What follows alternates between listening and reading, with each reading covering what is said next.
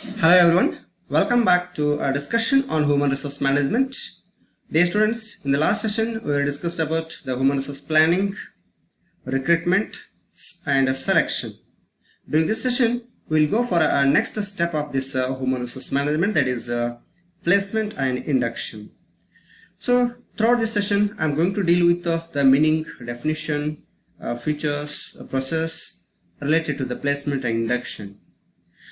After a candidate is selected for employment, he is placed on the job.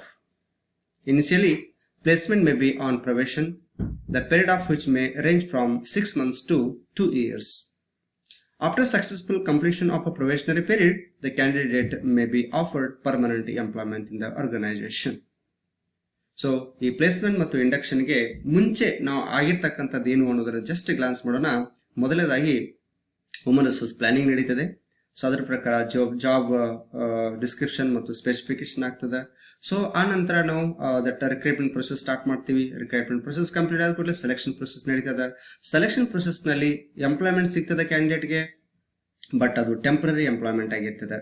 So ಆ temporary employment ನಿಂದ permanent employment ಆಗ್ಬೇಕಾಗಿತ್ತಂದ್ರೆ ಈ placement ಮತ್ತು induction ಅನ್ನುವಂಥದ್ದು ಮುಖ್ಯ ಆಗ್ತದೆ. ಸೊ ಅದಕ್ಕೆ ಈ ಪ್ಲೇಸ್ಮೆಂಟ್ ಮತ್ತು ಇಂಡಕ್ಷನ್ ಗೆ ಸಂಬಂಧಪಡ್ತಕ್ಕಂತಹ ಹಲವು ಮಾಹಿತಿಗಳನ್ನ ನಾವಿಲ್ಲಿ ತಿಳ್ಕೊಳ್ಳೋಣ. So then what is this placement? Placement is the determination of job to which an accepted candidate is to be assigned and his assignment to that job.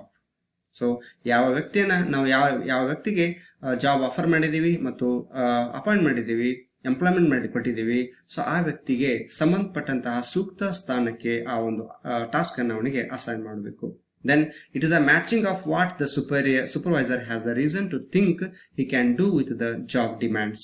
It is a matching of what he imposes, that is in strain working conditions, and what he offers in the form of payroll, companionship with others, promotional possibilities, etc. ಇಲ್ಲಿ ಎರಡು ಮುಖ್ಯವಾಗಿರ್ತಕ್ಕಂತಹ matching ಆಗಬೇಕು. ಅಂದ್ರೆ ಏನು ನಾವು ಒಬ್ಬ ವ್ಯಕ್ತಿಯನ್ನ that employment ಕೊಟ್ಟಿದ್ದೀವಿ, ಅವರು ಮತ್ತು ಆತನ ಕರ್ತವ್ಯ ನಿರ್ವಹಿಸ್ತಕ್ಕಂತಹ ಸನ್ನಿವೇಶ ಎರಡಕ್ಕೂ ಮ್ಯಾಚ್ ಆಗಬೇಕು. ಅದು ಇಲ್ಲಿ ಪ್ಲೇಸ್ಮೆಂಟ್ ನಲ್ಲಿ ತುಂಬಾ ಮುಖ್ಯ ಆಗ್ತದೆ. It is not easy to match the factors to a new employee who is still unknown to many.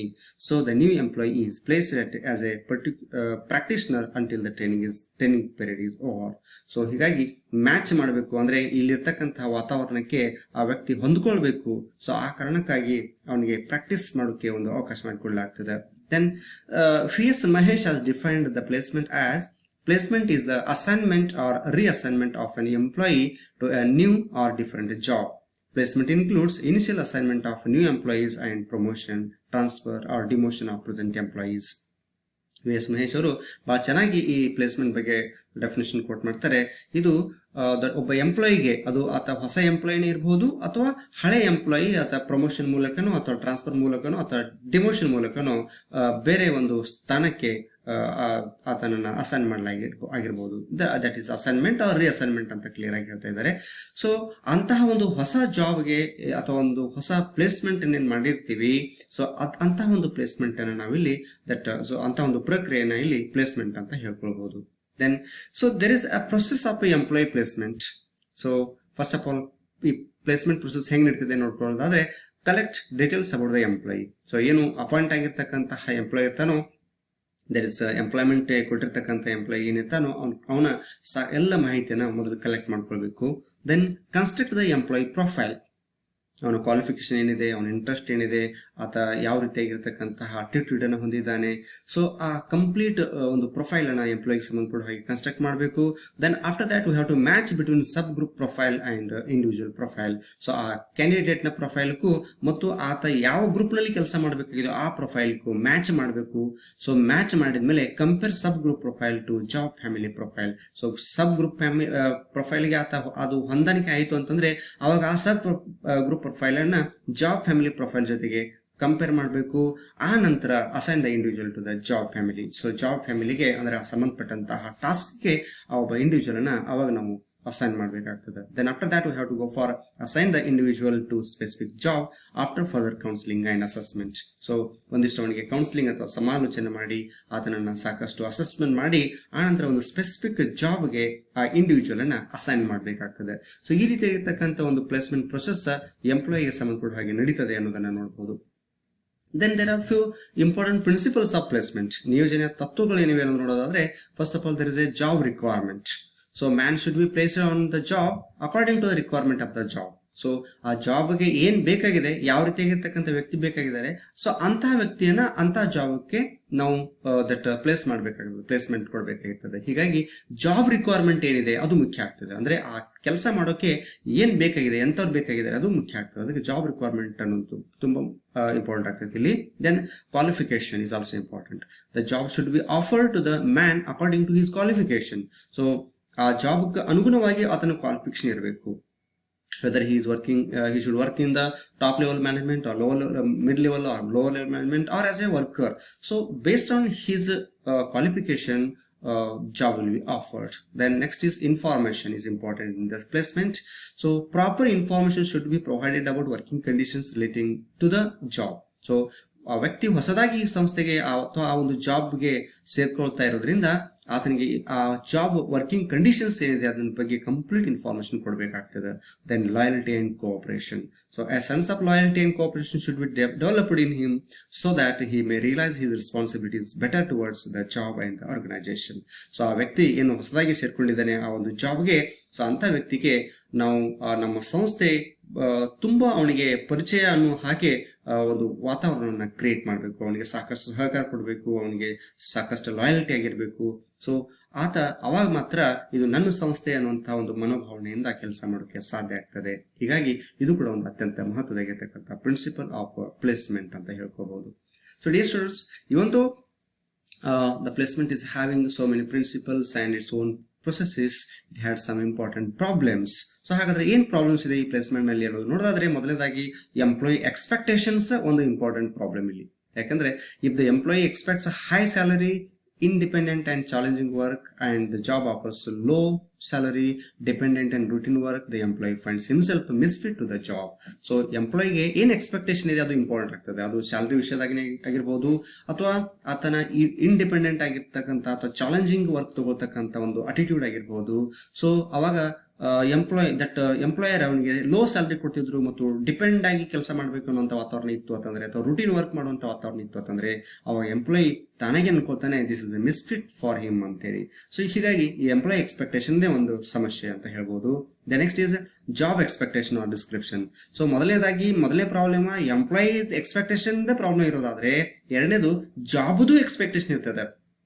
ಅಂದ್ರೆ ಜಾಬ್ಗೆ ಎಂತ ವ್ಯಕ್ತಿ ಬೇಕಾಗಿದ್ರು ಅದಕ್ಕೆ ಸೂಕ್ತವಾಗಿರ್ತಕ್ಕಂತಹ ಸ್ಕಿಲ್ ಅಥವಾ ಅಬಿಲಿಟೀಸ್ ಎಂಪ್ಲಾಯಿ ಕಡೆ ಇರ್ಲಿಕ್ಕಿಲ್ಲ. ಸೊ ಅವಾಗ ಹ್ಯೂಮನ್ ರಿಸೋರ್ಸ್ ಮ್ಯಾನೇಜರ್ ಆ ಎಂಪ್ಲಾಯಿ ಇದಕ್ಕೆ ಮಿಸ್ ಮ್ಯಾಚ್ ಆಗ್ತಾರೆ ಅಂತ ತೀರ್ಮಾನ ಮಾಡುವಂತ ಸಾಧ್ಯತೆಯೂ ಕೂಡ ಇರ್ತದೆ. ಹೀಗಾಗಿ ಇದು ಒಂದು ಪ್ರಾಬ್ಲಮ್ ಆಗ್ತದೆ ಅಂತ ಹೇಳ್ಬೋದು. Then change in technology. The technological changes may result into mismatch between the employee and the job. So ಆತ ಕಲಿತಿರ್ತಕ್ಕಂಥ ಅಥವಾ ಆತ ಹೊಂದಿರ್ತಕ್ಕಂಥ ಅನುಭವ ಬೇರೆ ಇರ್ತದೆ, ಇಲ್ಲಿ ಇರ್ತಕ್ಕಂಥ ಟೆಕ್ನಾಲಜಿ ಉಪಯೋಗ ಮಾಡುವಂತಹ ಅವಶ್ಯಕತೆನೇ ಬೇರೆ ಇರ್ತದೆ. ಹೀಗಾಗಿ ಅಂತ ಸಂದರ್ಭದಲ್ಲಿ ಕೂಡ ಅಲ್ಲಿ ಎಂಪ್ಲಾಯಿಗೂ ಮತ್ತು ಜಾಬ್ ಮಿಸ್ ಮ್ಯಾಚ್ ಆಗ್ತದೆ. ಇದು ಒಂದು ಪ್ರಾಬ್ಲಮ್ ಇಲ್ಲಿ ಪ್ಲೇಸ್ಮೆಂಟ್ ಅಲ್ಲಿ ಇರುವಂತದ್ದು. Then changes in organisational structure. So the business strategies like mergers, acquisitions, downsizing, delayering, etc. may result in changes in organizational structure and thereby changes in the jobs. So ಹೀಗಾಗಿ organisation structure ದಿಂದಾಗಿನೂ ಕೂಡ ಅಂದ್ರೆ ಬದಲಾವಣೆ ಆಯ್ತು ಅಂದ್ರೂ ಕೂಡ ಅವಾಗ employees ಅದಕ್ಕೆ ಸೆಟ್ ಆಗ್ಲಿಕ್ಕಿಲ್ಲ. ಸೊ ಬಿಕಾಸ್ ಆಫ್ ಬೇರೆ ಬೇರೆ ಕಾರಣದಿಂದಾಗಿ ಆರ್ಗನೈಸೇಷನ್ ಸ್ಟ್ರಕ್ಚರ್ ಚೇಂಜಸ್ ಆಗ್ತದೆ. So that is merger, acquisition ಇಂಥವೇನೋ ಆಗ್ತಿರ್ತವೆ. ಅವಾಗ ಎಂಪ್ಲಾಯ್ ಅದಕ್ಕೆ ಮಿಸ್ಫಿಟ್ ಅಂತ ಸಾಧ್ಯತೆ ಬರ್ತದೆ. Then social and psychological factors, the most important factor it is social and psychological factors involved in the team work or group formation sometimes leads to miss match. So ಆ team ದಲ್ಲಿ ಅಥವಾ group ನಲ್ಲಿ ಇರ್ತಕ್ಕಂಥವ್ರು ಅಥವಾ organisation ದಲ್ಲಿ ಇರ್ತಕ್ಕಂಥವ್ರಿಗೂ ಮತ್ತು ಈ ಹೊಸದಾಗಿ ಬಂದಿರ್ತಕ್ಕಂಥ ಎಂಪ್ಲಾಯಿಗೂ ಸೋಷಿಯಲಿ ಅಥವಾ ಸೈಕಲಾಜಿಕಲ್ ಫ್ಯಾಕ್ಟರ್ಸ್ ಹೊಂದಾಣಿಕೆ ಆಗ್ಲಿಲ್ಲ ಅಂತಂದ್ರೆ ಇಂತಹ ಪ್ರಾಬ್ಲಮ್ಗಳಿಂದಾಗಿ ಪ್ಲೇಸ್ಮೆಂಟ್ ನಲ್ಲಿ ಕೆಲವೊಂದು ಸಮಸ್ಯೆಗಳಾಗಬಹುದು. ಆದ್ರೂ ಇಂತಹ ಪ್ರಾಬ್ಲಮ್ಗಳಿಂದ ನಾವು ಹೇಗೆ ಓವರ್ಕಮ್ ಆಗಬೇಕು, ಪ್ಲೇಸ್ಮೆಂಟ್ ಎಫೆಕ್ಟಿವ್ ಹೇಗೆ ಮಾಡಬೇಕು ಅನ್ನುವಂತಹ ಕೆಲವೊಂದು ಪರಿಹಾರೋಪಾಯಗಳನ್ನ ನಾವು ನೋಡಬಹುದು. ಅಂತದಲ್ಲಿ ಒಂದು job rotation. It enables the employee to satisfy his attitude for challenging work and finds the match between himself and job. So ಏನಾದ್ರೂ ಆತ ಆ ಎಂಪ್ಲಾಯಿಗೆ ದಟ್ ಅನ್ಫಿಟ್ ಅನ್ನುವಂಥ ಜಾಬ್ ಇತ್ತು ಅಂತಂದ್ರೆ ಅವಾಗ ಜಾಬ್ ರೊಟೇಷನ್ ಪದ್ಧತಿಯನ್ನು ಅನುಸರಿಸಿದಾಗ ಸಹಜವಾಗಿ ಅಲ್ಲಿ ಸ್ವಲ್ಪ ಏನಾದರೂ ಅದನ್ನ ಅಟಿಟ್ಯೂಡ್ ಚೇಂಜ್ ಆಗಬಹುದು ಅಂತ ಅನ್ಕೊಳ್ಬಹುದು. Then team work. The recent trend of job design is a team building. The teamwork allows employees to use their skill, knowledge, abilities, etc. and it minimizes the problem in placement. Likewise, we have a training and development. So, ಅವಾಗ continuous ಆಗಿ ಎಂಪ್ಲಾಯಿಗೆ training and development ಕೊಡೋದ್ರಿಂದ employee ಹೊಸ skill ಮತ್ತು knowledge ಈ ರೀತಿಯಾಗಿರ್ತಕ್ಕಂಥದನ್ನ acquire ಮಾಡ್ಕೊಳ್ತಾರೆ. ಹೀಗಾಗಿ ಅಲ್ಲಿ placement ನಲ್ಲಿ ಏನು ಪ್ರಾಬ್ಲಮ್ ಆಗೋದಿಲ್ಲ ಅಂತ ಅನ್ಬಹುದು. Then job enrichment. It provides a challenging work and decision making authority to the employee. Then empowerment. It makes employees to exploit his potentials and make use of them. So ಈ ರೀತಿಯಾಗಿರ್ತಕ್ಕಂತಹ ಕೆಲವೊಂದು important factors ಗಳಿಂದಾಗಿ ನಾವು placement ಅನ್ನು ಇನ್ನಷ್ಟು effective ಮಾಡಬಹುದು ಅಂತ ಅನ್ಕೊಳ್ಬಹುದು. So another important term to be understood here is the induction. What is this induction? It is the process of receiving and welcoming an employee when he first joins a company and giving him the basic information he needs to settle down quickly and happily and start work. So induction ಅಂತ ಇದು ಪದಗ್ರಹಣ ಅಂತ ಅಂತೀವಿ, ಅಥವಾ ಇದನ್ನ ಹೊಸದಾಗಿ ಸೇವೆಗೆ ಸೇರುವಂತದ್ದು ಅಂತ ಅನ್ಬಹುದು. ಸೊ ಇಲ್ಲಿ ಏನಾಗಿರ್ತದ ಅಂತಂದ್ರೆ ಹೊಸದಾಗಿ ಬಂದಿರತಕ್ಕಂಥ ವ್ಯಕ್ತಿಗೆ ಅಥವಾ ಎಂಪ್ಲಾಯಿಗೆ ವೆಲ್ಕಮ್ ಮಾಡ್ಕೊಳ್ಳೋದು, ಅವನು ರಿಸೀವ್ ಮಾಡ್ಕೊಂಡು ವೆಲ್ಕಮ್ ಮಾಡೋದು, ಮತ್ತು ಈ ಕಂಪನಿಲಿ ಇರ್ತಕ್ಕಂಥ ಅಥವಾ ಒಂದು ಆರ್ಗನೈಸೇಷನ್ ದಲ್ಲಿ ಇರ್ತಕ್ಕಂತಹ ಇನ್ಫಾರ್ಮೇಶನ್, ಬೇಸಿಕ್ ಇನ್ಫಾರ್ಮೇಶನ್ ಇದೋ ಅವನ್ನೆಲ್ಲ ಅವನಿಗೆ ಹೇಳಿಕೊಟ್ಟು ಅವನು ಆ ಒಂದು ಆರ್ಗನೈಸೇಷನ್ ಕ್ವಿಕ್ಲಿ ಸೆಟಲ್ ಆಗುವ ಹಾಗೆ ಮತ್ತು ಸಂತೋಷದಿಂದ ಆ ಒಂದು ಸಂಸ್ಥೆಯಲ್ಲಿ ಕೆಲಸ ಮಾಡೋಕೆ ಅನುವು ಮಾಡಿಕೊಡುವಂತ ಒಂದು ವ್ಯವಸ್ಥೆ. ದೆನ್ ಎಡ್ವಿನ್ ಬಿ ಫ್ಲಿಫೋ ಅವರು ಇದಕ್ಕೆ ಡಿಫೈನ್ ಮಾಡ್ತಾರೆ. It is the welcoming process to make new employee feel at home and generate him a feeling of belongingness to the organization. ಇದೊಂಥರ ವೆಲ್ಕಮ್ ಮಾಡ್ಕೊಳ್ಳೋದು, ವೆಲ್ಕಮ್ ಮಾಡಿ ಇದು ನಿಮ್ಮದೇ ಸಂಸ್ಥೆ ಅನ್ನುವಂಥದ್ದು, ಇದು ನಿಮ್ಮದೇ ಮನೆ ಅಂತ ತಿಳ್ಕೊಂಡು ನೀವು ಕೆಲಸ ಮಾಡಿ ಅನ್ನುವಂಥ ಒಂದು ಮನೋಭಾವನೆಯನ್ನ ವ್ಯಕ್ತಪಡಿಸುವ ಸಲುವಾಗಿ ಅಥವಾ ನಿರ್ಮಾಣ ಮಾಡುವ ಸಲುವಾಗಿ ಮಾಡ್ತಕ್ಕಂಥ ಒಂದು ಕಾರ್ಯ ಅಂತ ಹೇಳ್ಬಹುದು. Then there are few important objectives of induction. One is information. So company ಬಗ್ಗೆ ಸಾಕಷ್ಟು ಇನ್ಫಾರ್ಮೇಶನ್ ಅನ್ನ ಆ ಎಂಪ್ಲಾಯಿಗೆ ಒದಗಿಸಬೇಕಾಗಿರ್ತದೆ. ಅಲ್ಲಿ ರೂಲ್ಸ್ ಅಂಡ್ ರೆಗ್ಯುಲೇಷನ್ಸ್ ಇರ್ಬೋದು, ಅಥವಾ ಆ ಒಂದು ಆರ್ಗನೈಸೇಷನ್ ಸ್ಟ್ರಕ್ಚರ್ ಇರ್ಬೋದು, ಪ್ರಾಡಕ್ಟ್ ಪಾಲಿಸಿಗಳ ಬಗ್ಗೆ ಮಾಹಿತಿ ಇರ್ಬೋದು, ಅಥವಾ ಆ ಒಂದು ಆರ್ಗನೈಸೇಷನ್ ದಲ್ಲಿ ಇರುವಂತಹ ಲಾಕರ್ ಫೆಸಿಲಿಟಿ ಆಗಿರ್ಬೋದು, ಟೈಮ್ ಬ್ರೇಕ್ ಆಗಿರ್ಬೋದು, ಲೀವ್ ರೂಲ್ಸ್ ಆಗಿರ್ಬೋದು, ಇವುಗಳ ಬಗ್ಗೆ ಮಾಹಿತಿ ಕೊಡುವಂತದ್ದು ಒಂದು ಮುಖ್ಯ ಅಂತ ಹೇಳ್ಬೋದು. ಇನ್ನೊಂದು ಯಾಕೆ ಈ ಇಂಡಕ್ಷನ್ ಮಾಡಬಹುದು ಅನ್ನೋದಕ್ಕೆ ಲಾಯಲಿಟಿ ಪ್ರಮೋಟ್ ಮಾಡಿಸಲಾಗಿದೆ. Promoting feeling of belongingness is one another reason for induction. Then another is to build up a new employee confidence in the organization and in himself. Then one more important objective of induction is introduction. So to introduce the new worker to the supervisor and the fellow worker with whom he has to work. So ಇಲ್ಲಿ ಪರಿಚಯ ಮಾಡಿಕೊಡೋಕೆ ಸಲುವಾಗಿ ನಾವು ಈ ಒಂದು induction ಮಾಡಬಹುದು. Then another is agreement, to make an agreement between the organization goals and the personal goals of the new employee. It is another important objective of the induction. So there are two types of induction. One is formal induction and another is the informal induction. Formal induction is a planned program provided to integrate new employees. It is conducted through lectures, seminars and tours for a couple of days or week. So ಅದು ಸುಮಾರು ಒಂದು ವರ್ಷದ್ದು ಮಾಡಬಹುದು, ತಿಂಗಳದ್ದು ಮಾಡಬಹುದು, ಅಥವಾ ಒಂದೇ ದಿನದ್ದು ಇರಬಹುದು, ಅಥವಾ ಒಂದು 15 ದಿವಸದ ಇರಬಹುದು. ಈ ತರ ಬೇರೆ ಬೇರೆ ರೀತಿಯಾಗಿರ್ತಕ್ಕಂಥ ಪದ್ಧತಿ ಒಳಗೆ ಈ ಒಂದು ಫಾರ್ಮಲ್ ಇಂಡಕ್ಷನ್ ಮಾಡ್ತಾರೆ. ಅದು ಲೆಕ್ಚರ್ ಮೂಲಕ, ಸೆಮಿನಾರ್ಗಳನ್ನು ಕೊಡೋದ್ರ ಮೂಲಕ, ಒಂದು ಟ್ರಿಪ್ ಮಾಡೋದ್ರ ಮೂಲಕ ಈ ತರ ಮಾಡ್ತಿರ್ತಾರೆ. ಹಾಗೆ ಇನ್ಫಾರ್ಮಲ್ ಇಂಡಕ್ಷನ್ ಅನ್ನೋದು it is unplanned programme. It gives simply introduction of job and organisation. Simple ಆಗಿ ಆರ್ಗನೈಸೇಷನ್ ಬಗ್ಗೆ ಮತ್ತು ಆತನ ಜಾಬ್ ಬಗ್ಗೆ ಸ್ವಲ್ಪ ಮಾಹಿತಿಯನ್ನು ಕೊಡುವಂಥದ್ದು, ಅದು ಇನ್ಫಾರ್ಮಲ್ ಆಗಿ ಕೊಡುವಂಥದ್ದು. ಸೊ ಹೀಗೆ ಎರಡು ರೀತಿಯಾಗಿರ್ತಕ್ಕಂಥ ಇಂಡಕ್ಷನ್ ಗಳನ್ನ ನಾವು ನೋಡ್ತಾ ಇದೀವಿ. Dear students, throughout this session we have discussed about the placement and induction. Related to the induction, we have discussed the meaning, definitions, types of process of placement, principles of placement, problems and effectiveness. Likewise, related to the induction, we have discussed about the meaning, definitions, objectives and types of induction. So these are my references. You can go through this. Thank you.